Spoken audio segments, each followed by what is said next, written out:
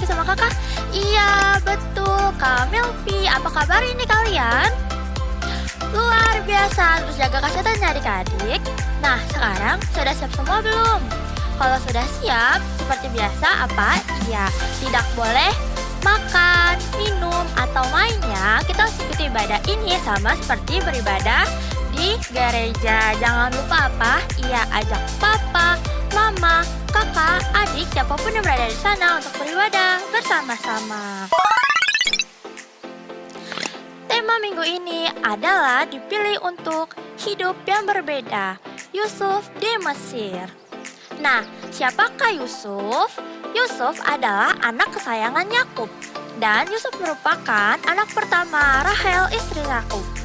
Mau tahu lebih banyak tentang Yusuf? Kenapa dia bisa menjadi kepercayaan Firaun dan dipilih untuk hidup yang berbeda? Makanya kalian ikuti ibadah ini dari awal sampai akhir supaya kita mendapatkan pengurapan yang baru dan berkat dari Tuhan. Nah, sekarang kita mau mulai ibadah kita bersatu di dalam doa. Bapa kami yang bertata di dalam kerjaan sorga, pada hari ini kami ucap syukur dan terima kasih ya Tuhan untuk semua kebaikan-Mu, kemurahan-Mu, anugerah-Mu, berkat-Mu, kasih juga rahmat-Mu ya Bapa. Kalau pada hari ini kami masih bisa dikumpulkan secara online dan kami ingin memulai ibadah kami ya Tuhan, kiranya Tuhan memberkati dari awal pertengahan hingga akhir, agar kiranya puji-pujian kami bisa menyenangkan hati Tuhan. Hanya di dalam nama Tuhan Yesus kami sudah berdoa, haleluya. Amin. Let's praise and worship. Shalom adik-adik, ketemu lagi dengan Kak Rahel. Apa kabar kalian semua? Pasti dalam keadaan yang bersuka cita dong, karena tadi kita sudah memuji dan menyembah Tuhan. Nah, tiba saatnya untuk kita belajar firman Tuhan. Yuk kakak ajak kalian untuk siapkan Alkitab, buku catatan, serta alat tulisnya. Untuk mencatat firman Tuhan kali ini supaya kalian bisa baca lagi nanti. Dan yang pasti untuk mencatat ayat hafalan di minggu ini supaya kalian bisa hafalkan di rumah. Oke, sudah siap? Nah, kakak mau tanya nih sama kalian. Siapa yang pernah atau seandainya ada orang yang memperlakukan kalian dengan tidak baik, atau kalian diperlakukan dengan buruk, dengan jahat? Nah, kira-kira kalau hal itu terjadi kepada kalian, apa yang akan kalian lakukan adik-adik? Kakak punya 3 pilihan jawaban. Yang pertama, apakah kalian akan berbuat hal yang sama, berbuat hal yang buruk lagi kepada orang itu dengan alasan untuk membalas dia dengan hal yang jahat lagi? Yang kedua, apakah kalian hanya diam saja, tetapi di dalam hati kalian sebenarnya menyimpan kemarahan? Atau yang ketiga, kalian mau memaafkan orang itu dan tetap melakukan hal yang baik kepada orang itu? Apa jawaban kalian adik-adik? Coba disimpan dulu jawabannya. Karena saat ini kita akan belajar dari seseorang yang melakukan hal yang tepat. Dari tiga pilihan tadi, ia melakukan hal yang tepat yang seperti Tuhan kehendaki untuk kita lakukan. Itu jawabannya yang tepat. Yuk kita sama-sama belajar. Kita akan belajar dari Yusuf. Siapa yang sudah tahu cerita Yusuf? Yang sudah tahu boleh didengarkan lagi. Yang belum tahu kita sama-sama belajar lagi, oke? Nah adik-adik, Yusuf ini adalah anak dari Bapak Yakub. Nah, Yakub ini memiliki 12 orang anak laki-laki. Tetapi dari 12 anak laki-laki yang ia miliki, ia hanya mengasihi Yusuf. Yusuf itu adalah anak yang paling ia cintai, yang paling ia kasihi, yang paling ia sayangi. Bahkan suatu ketika dia memberikan jubah yang sangat indah kepada Yusuf, menandakan bahwa Yusuf ini adalah anak yang paling ia kasihi adik-adik. Tetapi melihat dan mengetahui hal yang dilakukan oleh Yakub kepada Yusuf, perlakuan yang berbeda yang ia lakukan membuat anak laki-lakinya yang lain menjadi iri kepada Yusuf adik-adik. Bahkan mereka membenci Yusuf. Kakak-kakaknya yang lain, saudara-saudaranya Yusuf yang lain membenci Yusuf karena iri hati. Ia menyimpan kebencian kepada Yusuf. Hingga suatu ketika ditambah lagi Yusuf bermimpi adik-adik. Dan mimpinya Yusuf ini semakin membuat saudara-saudaranya yang lain membenci dia. Kira-kira apa ya mimpinya sehingga saudara-saudaranya yang lain semakin membenci Yusuf? Yuk sama-sama kita buka Kejadian 37 ayat 5 sampai dengan ayat yang ke-11. Kejadian 37 ayat 5 sampai dengan 11. Kakak akan bacakan ya, kalian perhatikan ayat Alkitab kalian. Ayat 5. Pada suatu kali bermimpilah Yusuf. Lalu mimpinya itu diceritakannya kepada saudara-saudaranya. Sebab itulah mereka lebih benci lagi kepadanya. Karena katanya kepada mereka, "Coba dengarkanlah mimpi yang kumimpikan ini. Tampak kita sedang di ladang mengikat berkas-berkas gandum. Lalu bangkitlah berkasku dan tegak berdiri. Kemudian datanglah berkas-berkas kamu sekalian mengelilingi dan sujud menyembah kepada berkasku itu." Ayat 8. Lalu saudara-saudaranya berkata kepadanya, "Apakah engkau ingin menjadi raja atas kami? Apakah engkau ingin berkuasa atas kami?" Jadi makin bencilah mereka kepadanya karena mimpinya dan karena perkataannya itu. Lalu ia memimpikan pula mimpi yang lain yang diceritakannya kepada saudara-saudaranya. Katanya, "Aku bermimpi pula, tampak matahari, bulan, dan 11 bintang sujud menyembah kepadaku." Setelah hal ini diceritakannya kepada ayah dan saudara-saudaranya, maka ia ditegur oleh ayahnya, "Mimpi apa mimpimu itu? Masakan aku dan ibumu serta saudara-saudaramu sujud menyembah kepadamu sampai ke tanah?" Maka iri hatilah saudara-saudaranya kepadanya, tetapi ayahnya menyimpan hal itu kepadanya. Menyimpan hal itu di dalam hatinya. Wah, adik-adik, ternyata mimpi yang membuat saudara-saudaranya Yusuf menjadi makin membencinya adalah mengartikan bahwa Yusuf ini akan menjadi orang yang lebih besar dari mereka. Akan memiliki kuasa, orang yang akan dihormati. Saudara-saudaranya, kakak-kakaknya yang membencinya gak percaya adik-adik. Bahkan bilang, "Masa kita akan menyembah kamu? Masa kamu akan lebih besar dari kita?" Gak mungkin. Bahkan mereka menjadi semakin membenci Yusuf adik-adik. Lalu suatu ketika saudara-saudaranya yang lain, kakak-kakaknya lain sedang pergi ke ladang untuk mengembalakan, Yusuf diminta oleh Yakub untuk menghampiri mereka supaya Yusuf dapat melihat keadaan mereka dan memberitahukannya kepada ayahnya Yakub. Dengan taat, Yusuf pun melakukan tugas yang diberikan oleh ayahnya. Yusuf pergi ke ladang adik-adik untuk melihat kakak-kakaknya yang sedang bekerja. Tetapi ketika ia sudah hampir sampai ke ladang, kakak-kakaknya melihat dari jauh. Wah, itu si tukang mimpi itu loh datang, yaitu Yusuf maksudnya adik-adik. Nah, kakak-kakaknya memiliki rencana yang sangat buruk, bahkan sangat jahat kepada Yusuf. Kira-kira apa ya rencana yang mereka rencanakan kepada Yusuf? Kakak akan bacakan lagi yuk. Kalian lihat Alkitabnya lagi, kita baca di ayat 18 sampai dengan ayat yang ke-24. Dari jauh ia telah kelihatan kepada mereka, tetapi sebelum ia dekat pada mereka, mereka telah bermufakat. Cari daya upaya untuk membunuhnya. Wah, adik-adik, ternyata rencananya sangat jahat. Mereka merencanakan untuk membunuh adiknya sendiri, yaitu Yusuf. Jahat banget ya adik-adik. Lalu kakak lanjutkan ya ayat 19. Kata mereka seorang kepada yang lain, "Lihat, tukang mimpi itu datang. Sekarang marilah kita bunuh dia dan kita lemparkan ke dalam salah satu sumur ini. Lalu kita katakan, seekor binatang buas telah menerkamnya.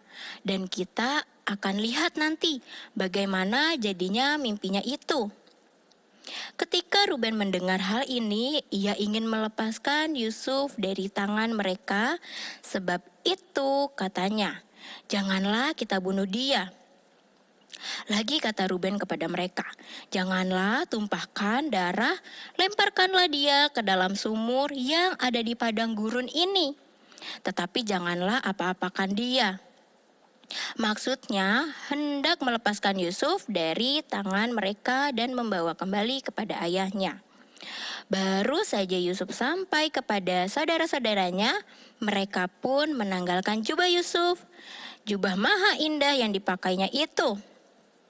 Dan mereka membawa dia dan melemparkan dia ke dalam sumur. Sumur itu kosong, tidak berair. Nah adik-adik, ketika Yusuf telah dekat kepada saudara-saudaranya segera melepaskan jubah yang ia kenakan. Jubah yang maha indah yang diberikan oleh ayahnya Yakub. Mereka berniat untuk membunuh Yusuf dan mereka juga berniat untuk membohongi ayah mereka. Nanti kita bilang aja kalau Yusuf itu sudah mati karena diterkam oleh binatang buas.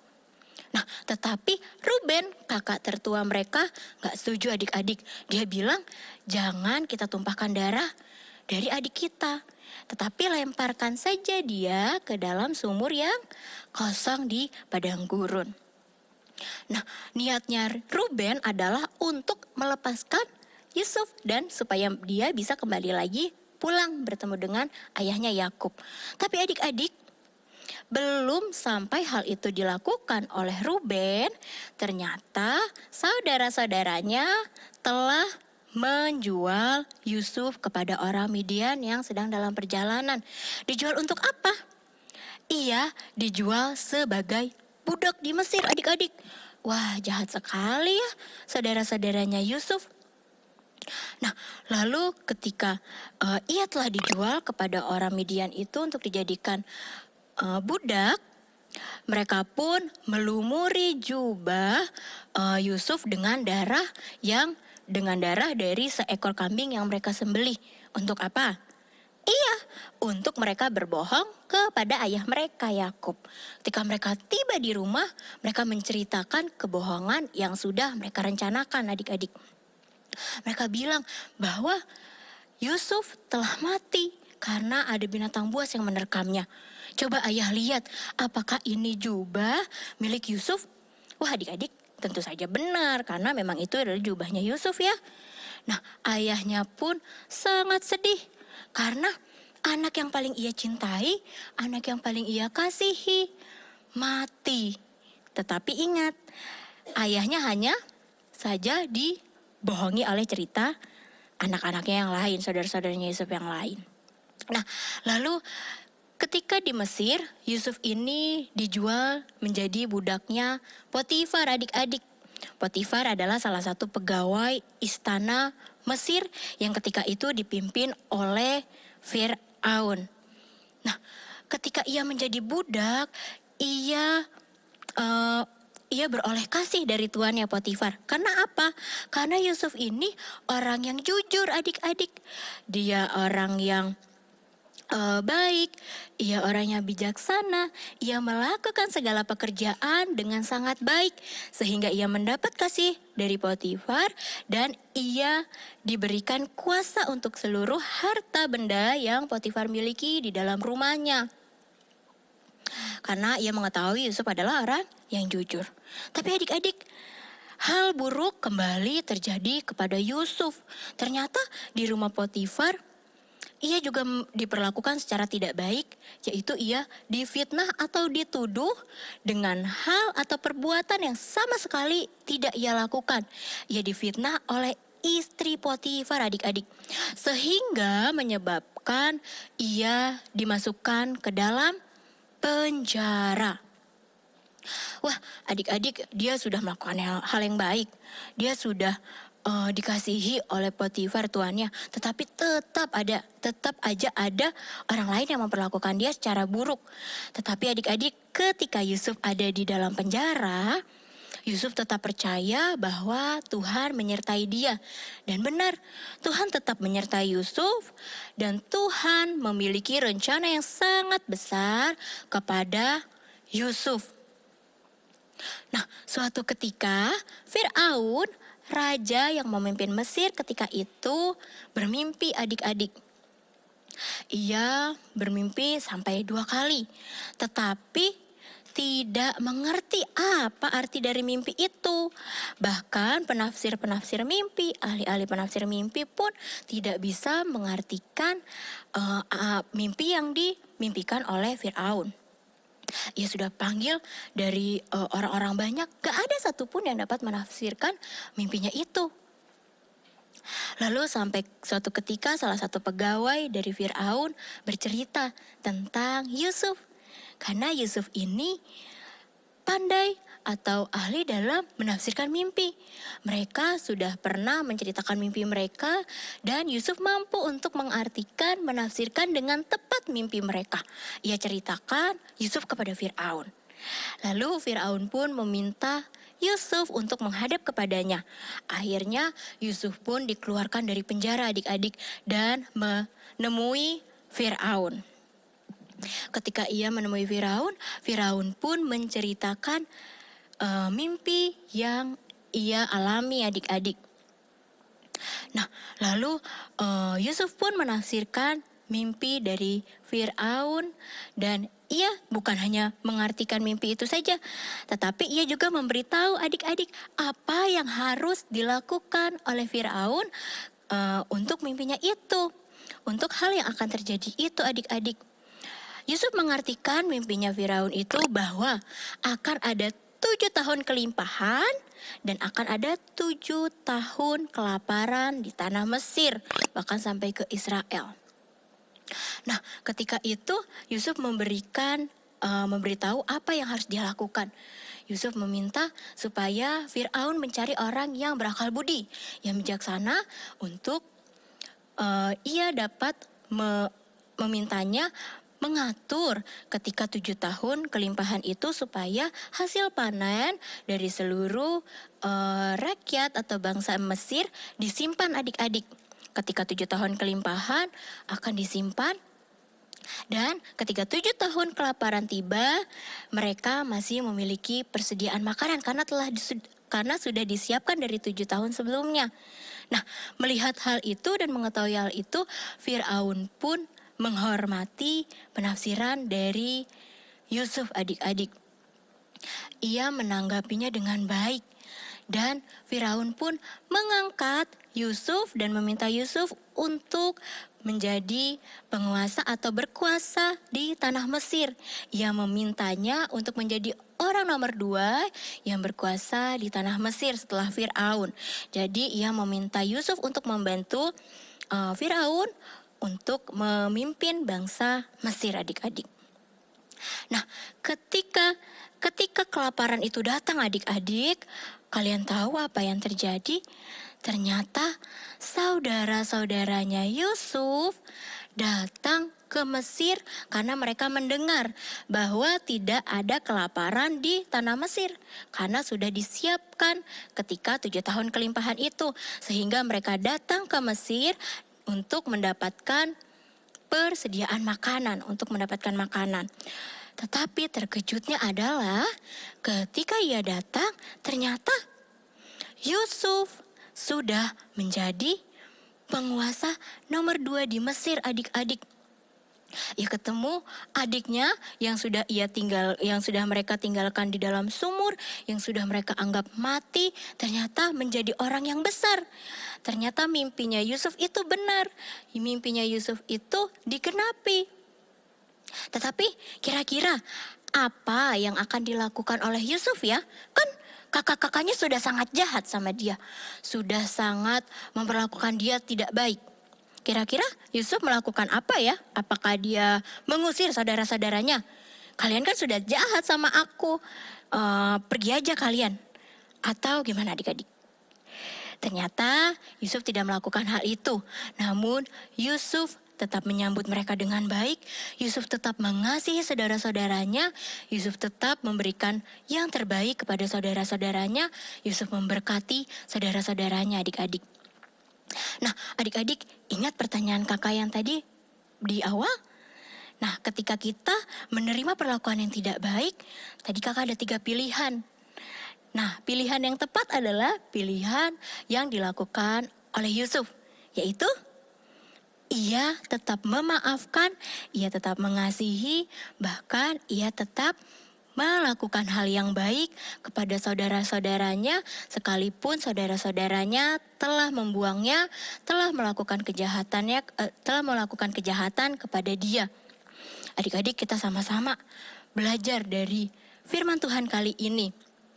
Ketika kita menerima orang mau berbuat jahat kepada kita sakit hati, mungkin kita kecewa, tetapi kita belajar dari firman Tuhan, dari Yusuf ini, bahwa kita harus rendah hati untuk dapat memaafkan mereka, untuk tetap melakukan hal yang baik kepada mereka, karena hal itulah yang Tuhan kehendaki untuk kita lakukan.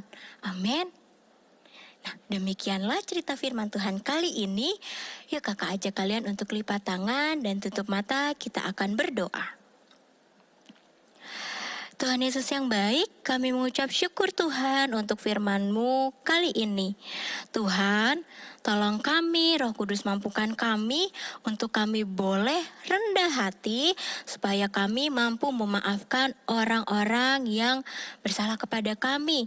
Mungkin kami kecewa, tetapi kami mampu untuk memaafkan mereka.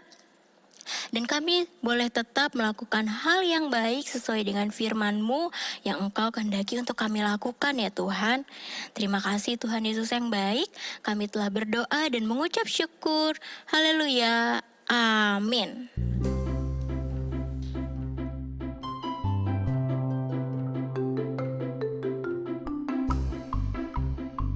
1 Petrus 2 ayat 9. Tetapi kamulah bangsa yang terpilih, imamat yang rajani, bangsa yang kudus, umat kepunyaan Allah sendiri, supaya kamu memberitakan perbuatan-perbuatan yang besar dari Dia yang telah memanggil kamu keluar dari kegelapan kepada terangnya yang ajaib. Oke adik-adik, sebelum kita selesai dan tutup ibadah kita hari ini, kakak mau ajak semuanya yang ada di rumah, siapapun yang menonton acara tayangan ibadah hari ini, yuk kita bangkit berdiri, kita akan tutup ibadah kita akan berdoa, kita akan mengucap syukur, dan kita juga akan menerima berkat dari Tuhan Yesus. Yuk kita berdoa. Tuhan Yesus yang baik, terima kasih ya Tuhan, kami bersyukur hari ini kami masih diberikan lagi kesempatan untuk kami bisa menyembah Tuhan, beribadah, dan kami menerima pesan dari firman Tuhan. Biar ibadah kami hari ini Tuhan menyenangkan Tuhan dan berkenan kepada Tuhan. Dan sebelum kami selesai Tuhan, kami mau terima berkat daripada Tuhan. Biar Tuhan memberkati setiap adik-adik, semua anak-anak yang setia, keluarga yang setia melihat ibadah tayangan ibadah hari ini Tuhan. Biar Tuhan memberkati dimanapun mereka berada. Berkat perlindungan, kesehatan, penyertaan Tuhan berikan kepada mereka. Kemanapun mereka pergi, Tuhan berjalan bersama mereka dan Tuhan menyertai mereka. Tuhan menjaga setiap aktivitas mereka, memimpin setiap aktivitas mereka, dan Tuhan memberikan kekuatan, kesehatan yang berlimpah-limpah daripada Tuhan. Dan apa saja yang kami perbuat yang berkenan kepada Tuhan, Tuhan akan selalu buat kami selalu berhasil. Terima kasih Tuhan, biar kesehatan daripada Tuhan berlimpah atas setiap kami. Kami dijauhkan dari sakit penyakit dan kami dijagai Tuhan dan dilindungi Tuhan. Terima kasih Tuhan Yesus, kami berdoa dan mengucap syukur. Haleluya. Amin.